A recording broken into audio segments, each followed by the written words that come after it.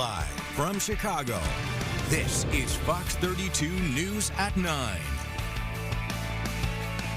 And thanks for joining us. I'm Scott Schneider. I'm Dawn Hasbrook. Fox 32 Chicago Chief Meteorologist Emily Walls tracking what to expect in our first forecast. Emily. So we have a really strong cold front that's already beginning to work its way through. Once we're on the back side of this, we are going to feel it right away because, one, we're going to have very gusty winds, but that cold air is going to begin to pour in. We have some scattered rain shower activity that's currently moving through.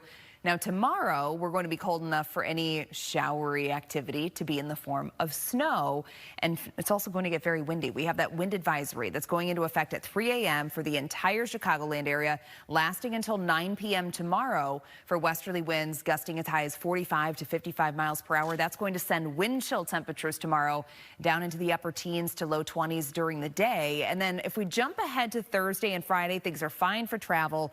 But this is what we're going to be dealing with this weekend. We have accumulating snowfall coming our way on Saturday. Details coming up. Tonight we are learning more about 14-year-old Armani Floyd, the teen killed over the weekend. It happened during a teen takeover in the Loop. Leslie Moreno spoke to the founder of Project Swish, a program Armani joined to keep kids off the street. Leslie. Don, Scott, good evening. Yeah, those who knew Armani say they want the focus to be away from the streets. They want Chicago to remember him as a kid who loved to play basketball and who found a family in a program built to keep him safe. He was robbed of the ability to grow up, and that's just the hardest part about it. McKinley Nelson, the founder of Project Swish, says 14-year-old Armani Floyd joined his program over 2 years ago, a program that keeps kids off the streets and on the basketball court. But who knows? He could have been, the next NBA player. He could have been a doctor. He could have been a lawyer, right? He could have taken over Project Swish, like who knows? But we'll never know. Armani was shot and killed over the weekend during a so-called teen takeover. Police say Armani was among a large group of young people downtown when shots rang out, leaving 8 others injured. Nelson says Armani was a bright kid who loved to play ball. Super bright kid. I was watching his father's interview yesterday, and his father mentioned that he had a 3.7, GPA. He was a scholar, very funny, very charismatic, very competitive, really talented basketball player as well. Nelson says Armani's life was just getting started. He remembers promising the teen a new pair of basketball shoes for Christmas, a promise he says he plans to keep. In his honor, Nelson will give every teen who played with Armani at the Nash Community Center a pair of shoes this holiday season. I owe Armani a pair of shoes, right? Every kid in there will leave with a pair of shoes for Christmas as well. Nelson says her focus now is supporting the team, many of them still processing the loss. He says they'll honor Armani's legacy by continuing to provide a safe place for teens who need it most. It feels deflating, it almost feels like I created these safe spaces to make sure that this doesn't happen, and kids that are still a part of the program on a regular basis, like they still fall victim to this. And I also spoke with Armani's father earlier this evening over the phone. He says Armani was just down here with his friends having fun when that tragedy occurred. Nelson says the city of Chicago is in contact with Armani's family, and it appears that they will be assisting with funeral expenses. At this time, no arrests have been made. Reporting live in the Loop, Leslie Moreno, Fox 32 Chicago. The man accused of stealing an ambulance and leading police on a chase will be back in court December 10th.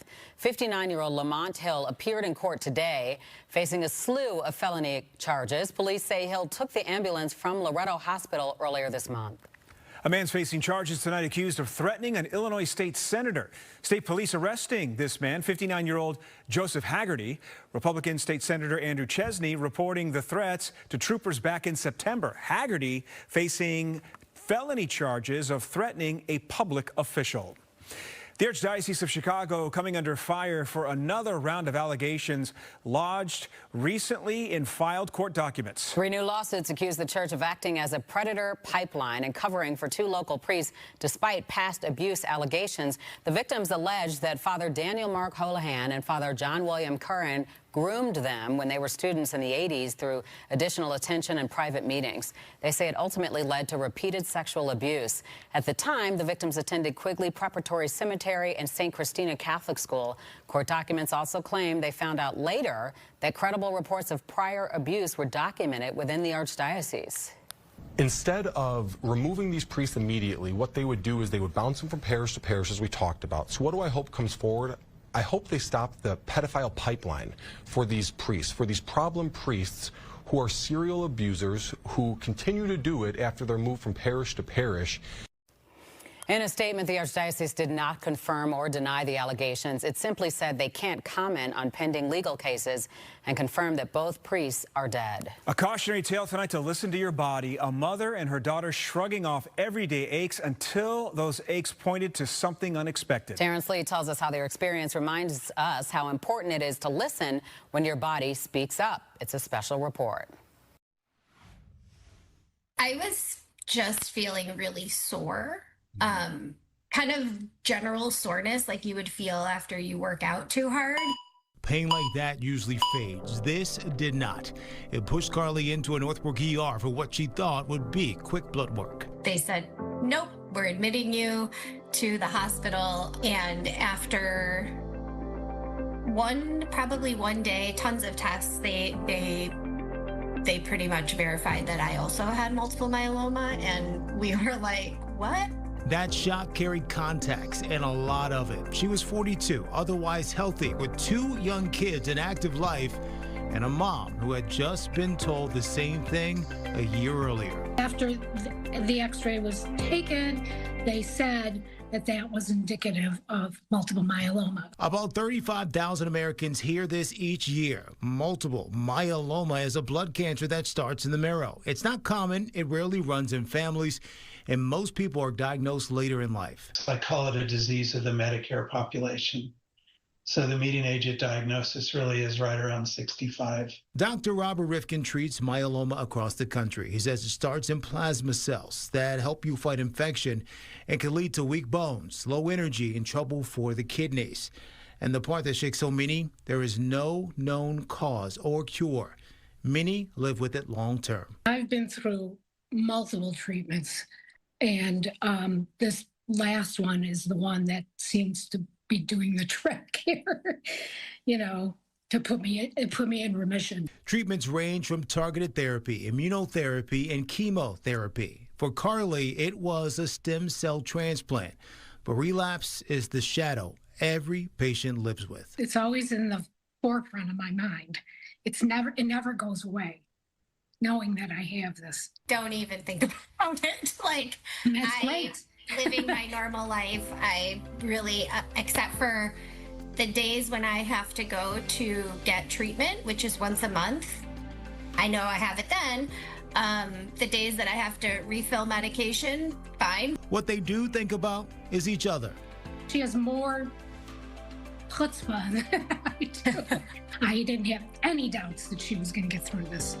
If I could get through it, she more than could get through it. And their hope. That resilience now lives alongside new options. I started my fellowship. The median survival was 1.5 years, and now I have many patients over 20 years. And numbers like that turn fear into faith, and that faith into action, starting with paying attention to your health, a lesson they learn together. Listen to what these doctors are telling you, and like Carly said, stay positive. Hold on. I would, let me just say, yes, listen to the doctors, but also be an advocate for yourself. Oh, absolutely. And the doctor says most people don't realize how much simple blood work can reveal. If something in your body feels off, especially for more than a few weeks, get it checked. You can also learn more through the Multiple Myeloma Research Foundation and the International Myeloma Foundation, both trusted places for symptoms, treatments, and real support. Several Democrats featured in a widely circulated social media video is drawing the anger of President Trump. And now the FBI is getting involved. The strong words from Illinois Democratic Senator Tammy Duckworth targeting the president. This Wednesday.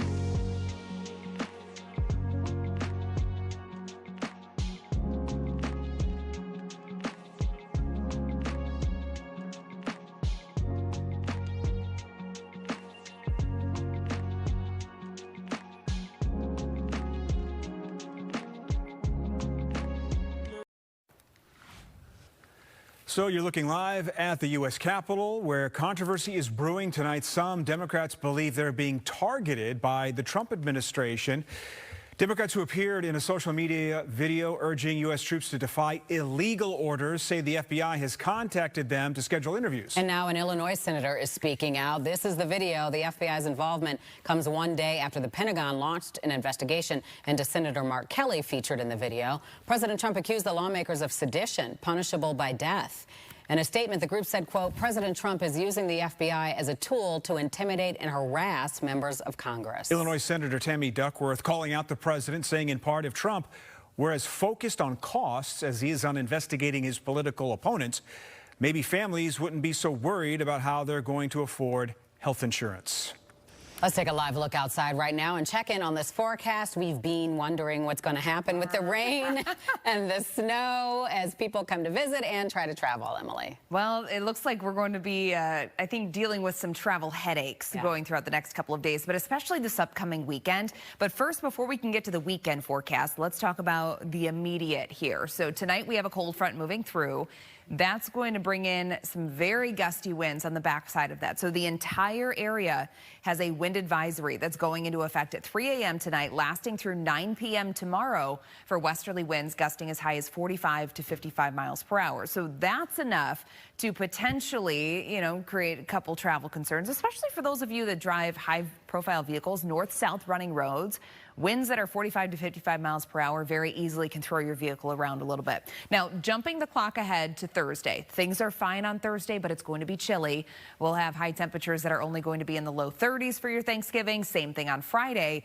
But then do you see what's coming our way Friday night into early morning Saturday? So by Saturday morning, prior to daybreak, we're going to start to see some snow moving through. And then we could potentially be dealing with heavy snowfall at times going through the day on Saturday. And of course, as we know, a lot of folks travel this upcoming weekend, whether you're traveling to, from, or around the Chicagoland area. I think we're going to be dealing with some travel delays, some concerns with this, whether you're traveling by the ground, by the air. If this actually comes to fruition, which many models now are in agreement that we're going to be seeing some snow on Saturday, that could be causing, again, some delays for you. Satellite and radar. Here's the scattered rain showers that are currently moving through. They're on the lighter side, but then tonight, following this cold front, rain is going to transition over to snow showers. As far as accumulation goes tomorrow, it's not going to be anything major, but when you combine scattered snow showers with winds as high as 45 to 55 miles per hour, the issue that we're going to have on Wednesday is going to be reduced visibilities that could be impacting your commutes too. So a lot going on the next couple of days. And on top of that, it's going to get very cold. So tomorrow, going in the books, we're going to have high temperatures in the 40s, but that's because that's where we're going to be at midnight. And then during the day tomorrow, we're only going to be in the low to mid 30s. Wind chill temperatures are going to be in the upper teens to low 20s. And then really throughout the rest of this week, next week too, we're trending way below average. We have dry skies Thursday and Friday. Saturday comes that snow. A rain-snow mixture is possible on Sunday. Then Monday and Tuesday, it gets even colder. Let's take a check of your weather pick of the day very quickly here. This one is coming from LaPorte, Indiana. And this was taken by Steve. Gorgeous sunset just a few days ago. I love the colors always. Yeah, beautiful. Thanks, Emily. Well, the shops at Northbridge now home to what's being dubbed Chicago's sweetest skyline. The city's landmarks all crafted in gingerbread in a one-of-a-kind 2D immersive holiday experience. There's also live music and a sweet treat keepsake from your time on the Magnificent Mile. I'm Luke Cadellis. Bears went through a walkthrough today, but still delivered a new injury report. We'll tell you if it's looking good for Jalen Johnson and Kyler Gordon to play against the Eagles. And Philadelphia's defensive coordinator, Vic Fangio, had high praise for that Ben Johnson offense. We'll hear from Caleb Williams next in sports. It's a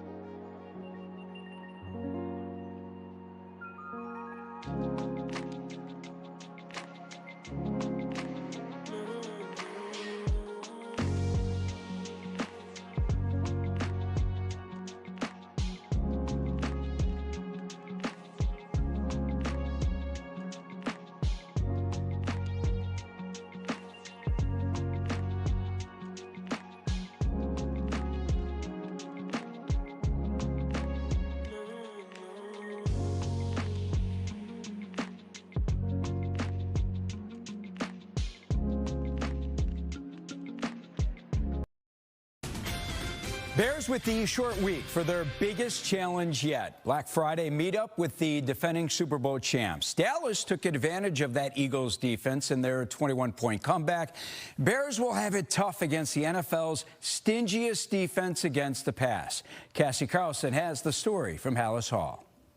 A lot can change in a year. At this time last year, the Bears were on the brink of firing Matt Eberflus after a Thanksgiving meltdown. And now after hiring Ben Johnson, they are 8-3, sitting at the top of the NFC North. At that point last year, definitely couldn't see this far, for sure. Obviously, a lot of things has transpired. One of those scenarios where, you face all that adversity and to come out on the other side of it feels very good. That belief becomes contagious. That's something that Ben has provided in us, and the other coaches have provided in us. And instilled in us is that belief. The last time the Bears started 8-3 was in 2018. That season, the Bears had a top 3 defense under then defensive coordinator Vic Fangio, who now leads the Eagles defense, providing plenty of challenges for the Bears walking into Philly. He limits explosive plays. He has a great D line, so that limits run games. You got to get more double teams on their D lines, which means it allows their backers to be a little bit more free. And then they got explosive players in the secondary. They force you to try to run the ball, and their whole goal is to eliminate explosives. And our goal offensively when we go in is really to be explosive. And so they've kind of modeled their defense to be the antithesis of what we're trying to get done. The Bears defense will have to stop Saquon Barkley, who isn't having the MVP level season he was having a year ago, but can still burn a defense. Every time he touches the ball, he's a threat to go all the way. When you talk about game plan against a team like that, I think he's definitely priority number one to stop him. And then you talk about AJ and Smitty. AJ's still that guy. When it comes to stopping the Eagles' tush-push, Dennis Allen said they have a plan in place. Now, the Bears only held a walkthrough on Tuesday where Jalen Johnson and Kyler Gordon were full participants, but TJ Edwards, Noah Sewell, Ruben Hippolyte, and Tyreek Stevenson did not practice. At Hallis Hall, Cassie Carlson, Fox 32 Sports. All right, thanks, Cassie. We are all over the Bears and Eagles Friday here on Fox 32 Chicago. Coverage begins at noon. We'll carry the game. We'll hear from Ben Johnson and Caleb Williams after the game. And before the Bears and Eagles square off, the First and North crew broke down a Thanksgiving serving of Packers Lions. Packers haven't swept the Lions in a season series since 2020. Give me 20 seconds on why it's going to happen Thursday. It's going to happen Thursday because of the pass rush from the Packers. They are relentless right now, and they have figured out how to get to Jared Goff and make him uncomfortable. I think that is where the difference is going to be. All right, Jennifer, why are the Lions going to win this game against the Pack? Well, I think if they can lean on that rush game, they absolutely have a chance, but they've also got to open up the passing game because play action is the way the Lions offense gets it done. They have got to protect Goff. That is job one. They could also probably use some takeaways on defense. Plenty more coming up tonight on First and North. We'll look ahead to the Thanksgiving and Black Friday games. Top 3 teams in the NFC North separated by just 1 game. That's after the news at 9 here on Fox 32 Chicago. How about afternoon college basketball? Notre Dame at Rutgers, second half, Irish up 10. Marcus Burton, watch him here, get right to the rim. Tough lay-in and foul. Burton with a team-high 21 points. Notre Dame wins 68-63. They're 5-2. Loyola lost its 6th in a row. What is going on with the Ramblers? 72-51 to Northern Iowa. Cubs made it official today. They have signed pitcher Phil Maton to a 2-year deal with a team option for 2028. Notre Dame running back Jeremiah Love, a finalist now for the Maxwell Award for Most Outstanding Player and the Doak Walker Award for Top Running Back in the country. Overwise rolling out a new ice cream flavor in partnership with the Joffrey Ballet. We'll let you know what that is.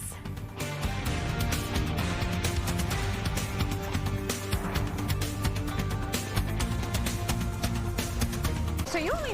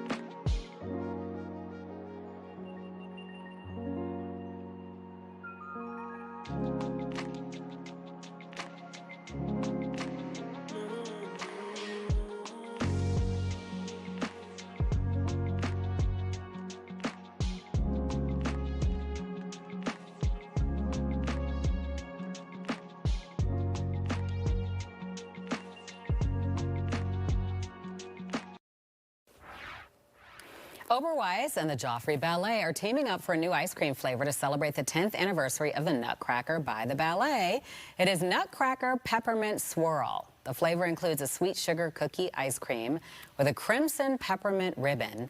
It will be available at Oberweis and select grocery stores, as well as the Lyric Opera House Chicago during performances of the Nutcracker. And that is December 5th through the 28th. And since it's the holidays, let's just throw out there that Oberweis makes the best eggnog if you haven't had it. Okay. Rockin'. Add it to the list. Yes. All right. 7-day forecast for you. We have a lot going on here in the next couple of days. Tonight, we have a cold front moving through, so rain showers will turn into snow showers for tomorrow. That high of 43 on Wednesday, that's where we're going to be at midnight. Daytime temps are going to be in the lower 30s, wind chills upper teens to low 20s, and very windy as well. We'll have westerly winds gusting as high as 45 to 55 miles per hour tomorrow. We're quiet on Thursday and Friday, then Saturday, accumulating snowfall. We're near 32 both days of the weekend. And then do you see Tuesday? Yes. High of 20. Yikes. I think that's optimistic. What's that 8 about? Yeah. It needs to change. All right. Thanks for watching at 9. Remember, you can catch us anytime on your smart TV. It's Fox Local. We're on all the platforms. Good Day Chicago tomorrow morning at 4:30. But straight up, it's First and North. Good night.